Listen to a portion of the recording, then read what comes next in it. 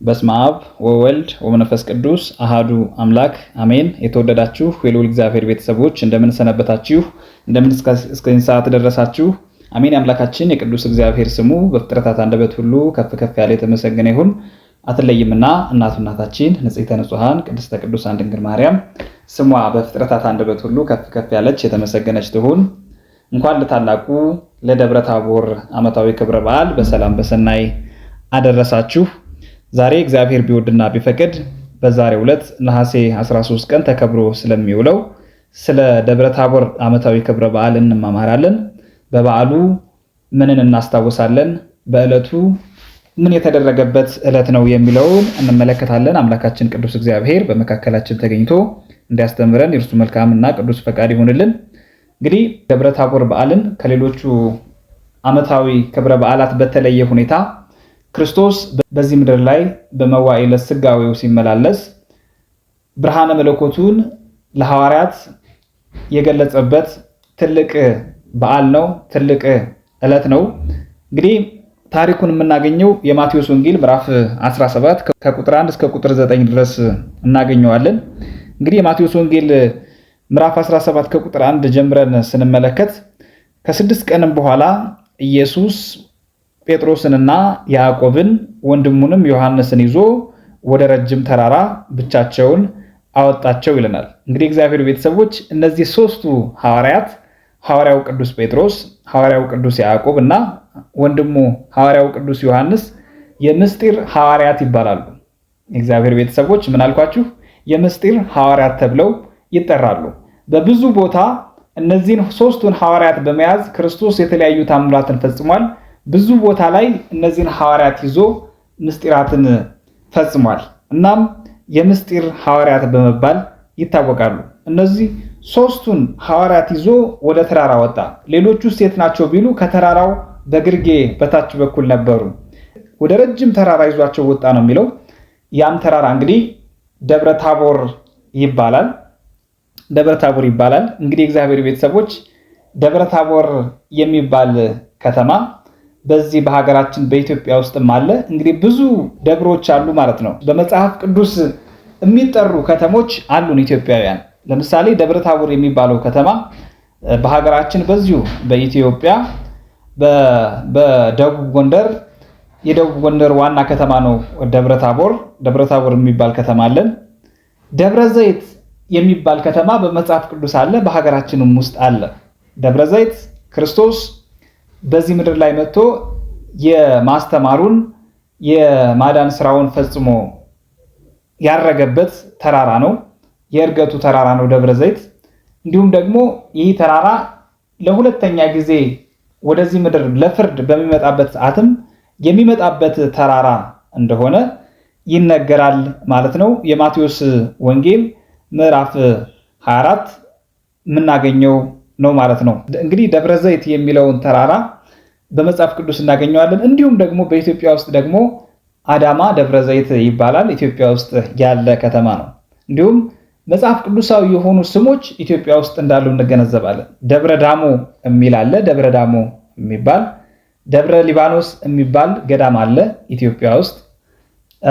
ደብረ ብርሃን የሚባል ከተማ አለ። እንግዲህ ብዙ ከተሞች አሉን ማለት ነው በዚሁ አጋጣሚ እኛ ኢትዮጵያውያን። ስለዚህ ወደ ረጅም ተራራ ብቻቸውን እነዚህን ሦስቱን የምስጢር ሐዋርያት ክርስቶስ ይዞ ወጣ። ያም ተራራ እንግዲህ ደብረ ታቦር ነው። ይዟቸው ከወጣ በኋላ በፊታቸውም ተለወጠ ይለናል መጽሐፍ ቅዱስ። ፊቱም እንደ ፀሐይ አበራ ይላል። ፊቱም እንደ ፀሐይ በራ፣ ልብሱም ደግሞ እንደ ብርሃን ነጭ ሆነ ይለናል ክርስቶስ። በእነዚህ በሦስቱ የምስጢር ሐዋርያት መካከል ሆኖ ክርስቶስ ወደ ደብረ ታቦር ተራራ ካወጣቸው በኋላ በፊታቸው ተለወጠ፣ ፊቱም እንደ ፀሐይ በራ፣ ልብሱም ደግሞ እንደ ብርሃን ነጭ ሆነ ይለናል። እነሆም በዛ ሰዓት ሙሴና ኤልያስ ከእርሱ ጋር ሲነጋገሩ ለእነዚህ ለሦስቱ ሐዋርያት ታዩአቸው ይለናል። ማንና ማን? ሙሴና ኤልያስ። ሙሴ ከብሔረ መቃብር ከተቀበረበት መጥቶ ሙታንን በመወከል ኤልያስ ደግሞ ብሔረ ሕያዋንን በመወከል ኤልያስ እንግዲህ በብሔረ ሕያዋን ውስጥ እንዳለ ይነገራል።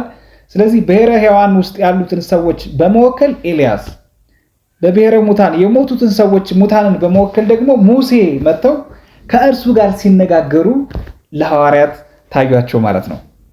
ጴጥሮስም በዛን ሰዓት መልሶ ኢየሱስ ክርስቶስን እንደዚህ አለው፣ ጌታ ሆይ በዚህ መሆን ለእኛ መልካም ነው። ብትወድስ በዚህ 3 ዳስ እንስራ፣ አንዱን ለአንተ፣ አንዱን ለሙሴ፣ አንዱን ለኤልያስ እንስራ አለው ቅዱስ ጴጥሮስ። እንግዲህ እግዚአብሔር ቤተሰቦች እዚሁ ጋር በደንብ አስተውሉ። የሐዋርያዊ ቅዱስ ጴጥሮስን ትህትና ማየት ያስፈልጋል። እዚሁ ጋር አንደኛ በዚህ መሆን ለእኛ መልካም ነው አለ። የክርስቶስን ብርሃነ መለኮት ክርስቶስ ፊቱ እንደ ፀሐይ መብራቱን አይቶ በፊታቸው መለወጡን አይቶ ልብሱም ደግሞ እንደ ብርሃን ነጭ መሆኑን አይቶ ሐዋርያው ቅዱስ ጴጥሮስ ምን አለ? ጌታ ሆይ በዚህ መሆን ለኛ መልካም ነው አለ። እዛው መኖር ስለፈለገ ማለት ነው። ከዛስ ምን አለ? ብትወድስ በዚህ 3 ዳስ እንስራ አለ። 3 ዳስ እንስራ አለ። ከዛ በኋላ ለማን መሆኑን ይናገራል። አንዱ ለአንተ አለው ክርስቶስን፣ አንዱ ደግሞ ከብሔረ ሙታን የመጣው ሙታንን ወክሎ የመጣው ለሙሴ፣ አንዱን ዳስ ደግሞ ብሔረ ሕያዋን ውስጥ ያሉ ሰዎችን ወክሎ የመጣው ለኤልያስ እንስራለን። አስተውሉ የእግዚአብሔር ቤተሰቦች፣ የሐዋርያው ቅዱስ ጴጥሮስ ትህትና ለእኔ አላለም። ለእኔ አንዱን ለእኔ እንስራ ወይም ደግሞ ለእኛ ለሶስቱ ሐዋርያት እንስራ አላለም። አንዱን ለአንተ አለው ክርስቶስን፣ አንዱን ለሙሴ ለመጡት እንግዶች፣ አንዱን ደግሞ ለኤልያስ እንስራ አለ። እንግዲህ እርሱም ገና ሲናገር እነሆ ከደመና ብሩህ ደመና ከሰማይ ብሩህ ደመና መጥቶ ጋረዳቸው ይለናል። ጋረዳቸው። እነሆም ከደመናው በእርሱ ደስ የሚለኝ የምወደው ልጄ ይህ ነው እርሱን ስሙት የሚል ድምፅ መጣ ማለት ነው። አስተውሉ የእግዚአብሔር ቤተሰቦች፣ በዚህ ዕለት በደብረ ታቦር በዓል ምስጢረ ሥላሴ የተገለጸበት ዕለት መሆኑን ማወቅ ያስፈልጋል። አስቀድሞ ክርስቶስ በባህረ ዮርዳኖስ ሲጠመቅ ምስጢረ ሥላሴን መግለጹ ይታወቃል። እግዚአብሔር አብ በሰማይ ሆኖ ዝንቱ ውእቱ ወልድየ ዘአፈቅር፣ እኔ የምወደው የማፈቅረው ልጄ ይህ ነው እርሱን ስሙት ብሎ ከደመና ከሰማይ እግዚአብሔር አብ ድምፁን አሰማ። ክርስቶስ ሲጠመቅ፣ ክርስቶስ በምድር ላይ ሆኖ ራሱ ሲጠመቅ፣ መንፈስ ቅዱስ ደግሞ በርግብ አምሳል መጥቶ ከራሱ ላይ ሲያርፍ የታየ ክስተት ነው የእግዚአብሔር ቤተሰቦች። ስለዚህ ክርስቶስ ሲጠመቅ ምስጢረ ሥላሴ ተገልጿል። ክርስቶስ ደግሞ በዚህ በደብረ ታቦር 3ቱን የምስጢር ሐዋርያት ይዞ ወጥቶ በፊታቸው በተለወጠበት ግርማ መለኮቱን በገለጠበት ዕለት ምስጢረ ሥላሴን የገለጠበት ዕለት ነው። እናም በዚህን ዕለት ከደመና በእርሱ ደስ የሚለኝ የምወደው ልጄ ይህ ነው እርሱን ስሙት የሚል ድምፅ ከሰማይ ከእግዚአብሔር አብ ዘንድ መጣ ማለት ነው። ደቀ መዛሙርቱም በጣም ፈርተው ነበረ። በዚህ ሰዓት ይህን ሰምተው በፊታቸው ወደቁ፣ እጅግም ፈርተው ነበረ። በፊታቸው በመሬት ላይ በክርስቶስ ፊት ሁላቸውም ተነጠፉ።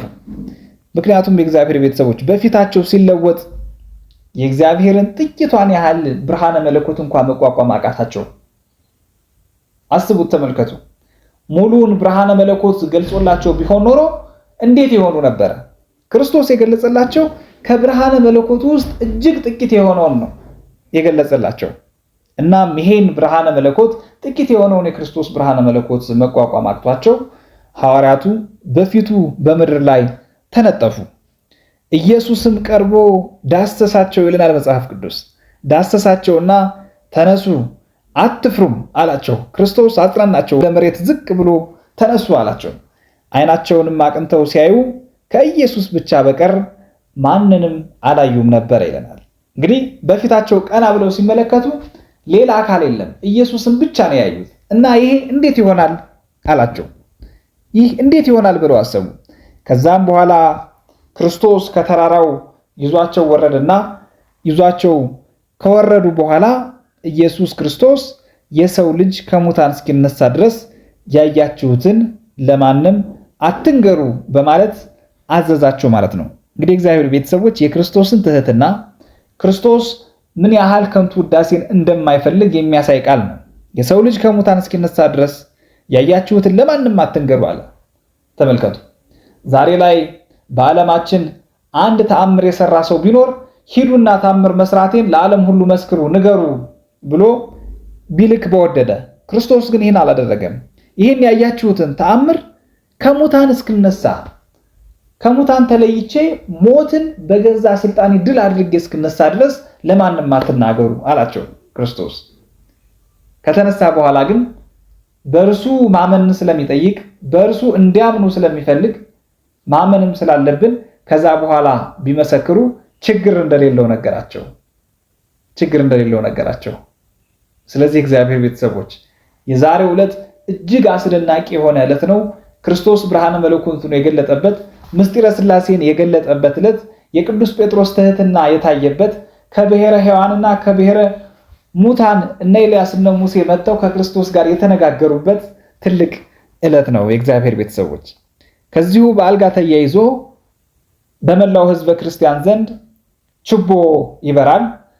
እንግዲህ በትውፊታችን መሰረት በቤተ ክርስቲያናችን ትውፊት መሰረት ችቦ የሚበራው በ12 የቅዱስ ሚካኤል ምሽት 12 ሰዓት ጀምሮ ነው። ምክንያቱም በቤተ ክርስቲያናችን አቆጣጠር የሚጀምረው ከቀን ሳይሆን ከሌሊት ነው። አስቀድሞ የነበረው ጨለማ ነው። ከጨለማ በኋላ ነው ብርሃን የተፈጠረው። ስለዚህ የቀን አቆጣጠር የሚጀምረው ከሌሊት ነው ማለት ነው። ሌሊቱ ደግሞ የሚገባው ከ12 ሰዓት ጀምሮ ነው። ለዚህ ነው በሰርክ ሰዓት በዕለተ እሑድ ሂዳችሁ ቤተክርስቲያን ጸሎት ሲደረግ የምትሰሙት የዕለተ ሰኞውን ውዳሴ ማርያም ነው። ምክንያቱም ሰዓት አቆጣጠር የሚጀምረው ከሌሊት ስለሆነ። እናም ችቦ ይበራል። ችቦ የሚበራበት ምክንያት እንግዲህ ክርስቶስ ብርሃነ መለኮቱን የመግለጡ ምሳሌ ነው ማለት ነው። ምሳሌ ነው። ብርሃነ መለኮቱን የመግለጡ ምሳሌ ችቦ ብርሃን አድርገን እናበራለን ማለት ነው። ከዚሁ ጋር ተያይዞ ሙልሙል ዳቦም በብዙ ቤቶች ዘንድ ይደረጋል በ13 ማለት ነው።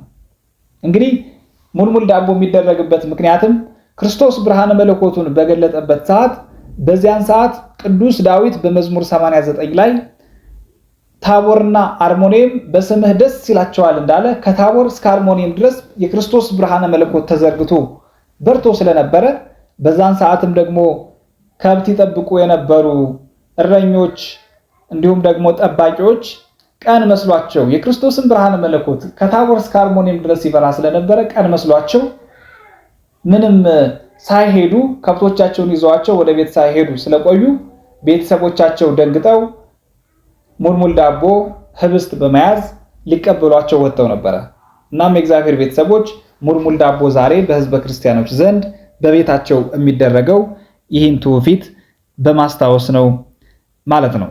እንግዲህ ከዚሁ ጋር ተያይዞ ደግሞ ህፃናት ሌሊት ላይ ጅራፍ ያጮሃሉ፣ ይገርፋሉ፣ ትልቅ ድምጽ ያለው ማለት ነው። ይሄም እንግዲህ የክርስቶስን ብርሃነ መለኮት ሲገልጽላቸው ይሄን የብርሃነ መለኮቱ ድምጽ ለማስታወስ ነው ማለት ነው ይሄ የሚደረገው። ስለዚህ እግዚአብሔር ቤተሰቦች የዛሬ በዓል ትልቅ በዓል ነው። ከበዓሉ ረድኤት በረከት እግዚአብሔር አምላክ ያካፍለን። ተማረን የመከረን የገሰጸን የአባቶቻችን አምላክ የኛም አምላክ ቅዱስ እግዚአብሔር ስሙ የተመሰገነ ይሁን። ስብሐት ለእግዚአብሔር ወለወላዲቱ ድንግል ወለመስቀሉ ክቡር። ይቆየን።